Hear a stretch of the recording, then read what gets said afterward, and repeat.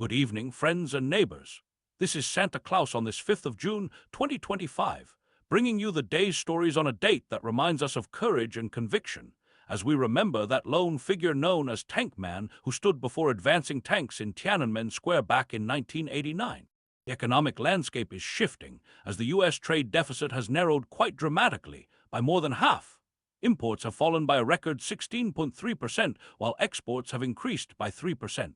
This significant change largely reflects companies that hurried to bring goods into the country earlier this year before new tariffs took effect. We must remember that behind these economic figures are real families and workers whose livelihoods depend on stable and fair trade policies. Speaking of trade, Presidents Trump and Xi have spoken directly for the first time since President Trump's inauguration. Their conversation appears to have yielded some progress regarding rare earth materials, which are so important for many of the modern conveniences we rely upon. President Trump called the discussion very good and mentioned a positive conclusion for both countries. Oh, how wonderful it is when leaders speak directly to one another. As we've known in the North Pole for centuries, there's nothing that replaces sincere communication to resolve differences.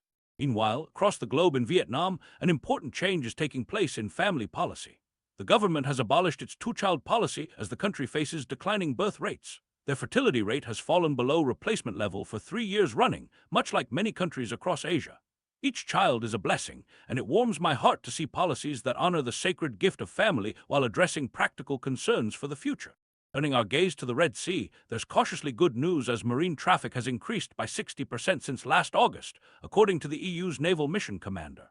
While still below pre-conflict levels, this improvement follows a ceasefire between the U.S. and the Houthi group. The recent conflict has transformed maritime warfare, with new technologies creating challenges even for the world's most capable navies. How sobering it is to see that even in our modern age, the ancient art of seafaring still faces perils and dangers. In Saudi Arabia, more than 1.5 million pilgrims from abroad have gathered for the Hajj, one of the 5 pillars of Islam. I'm moved by the devotion of these faithful souls making their journey despite the heat reaching 104 degrees Fahrenheit. Some carried elderly pilgrims, showing such beautiful care for one another.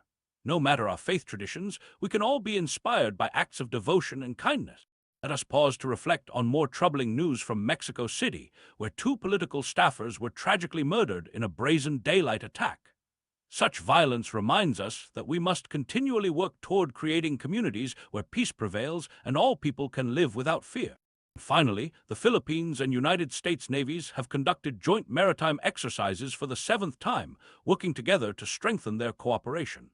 As the Philippine Armed Forces noted, these activities demonstrate both nations' resolve to deepen cooperation and enhance interoperability in line with international law.